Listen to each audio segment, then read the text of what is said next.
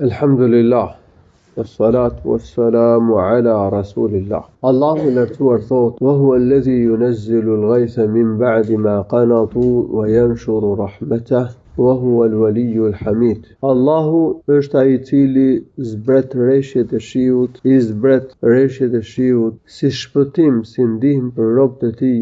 Mbasi ata e kanë humbur shpresën, ai shpërndan mëshirën e vet te krijesat. Ai është mbrojtësi, kujdestari, drejtuesi i punëve të krijesave të tij. Dhe ai është i lavdishëm. Rreshtet e shiut janë një argument i mrekullisë së krijimit. Allahu subhanahu wa ta'ala e ka vendosur këtë ligjësi në gjithësi, që të qarkulloj uji.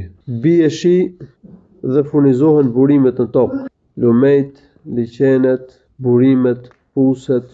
Pastaj uji qarkullon, abullon dhe ngjitet në shtresat e qiellit.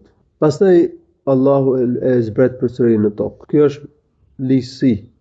Ky është krijimi mahnitës që ka bërë Allahu i lartësuar. Padyshim që ekzistenca e rreshjeve të shiut, burimeve ujore në tokë, është një argument i qartë i ekzistencës së Allahut dhe i punëve të tij.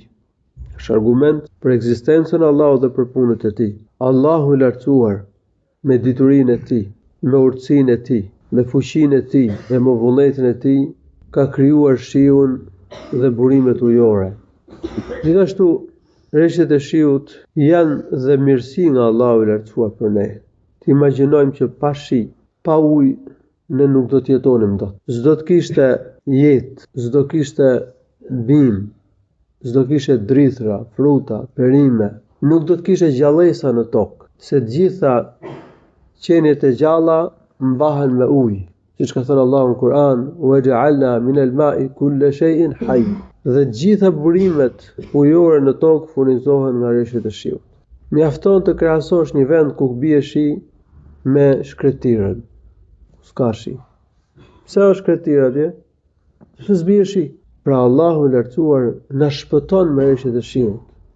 Na mban jetë, por njerëzit nuk e njohin këtë mirësi të madhe të Allahut. Flas për shumicën e njerëzve.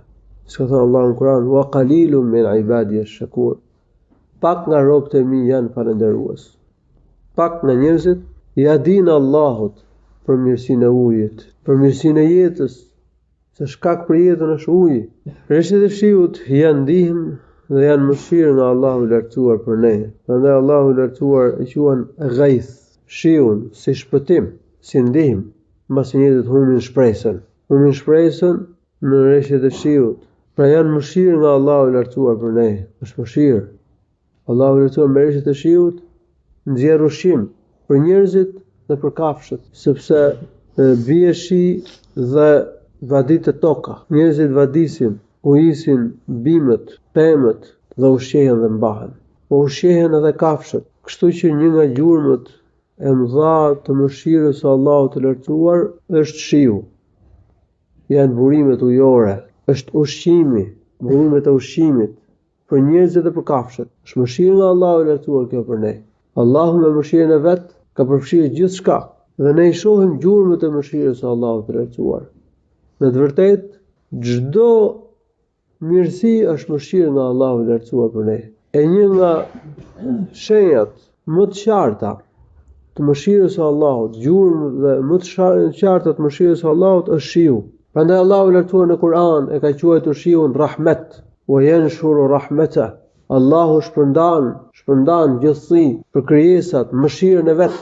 Ai është i gjithëmëshirshëm, është mëshirues dhe ai shpërndan mëshirën e vet. Ai na jep mirësi, ai na shpëton, ai na mban, ai na ushqen me rreshtet e shiut, subhanahu wa ta'ala. Në një vend tjetër të Kur'anit Allahu i lartësuar thotë: "Unzur ila athari rahmetillahi, kayfa yuhyi al-ardha ba'da mawtiha." Shikoj gjurmët e rahmetit të Allahut.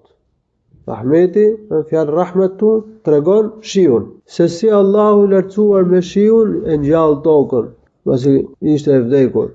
Tokën e shkret e ngjall Allahu me rreshtet e shiut. Dalin bimë, ujiten pemët.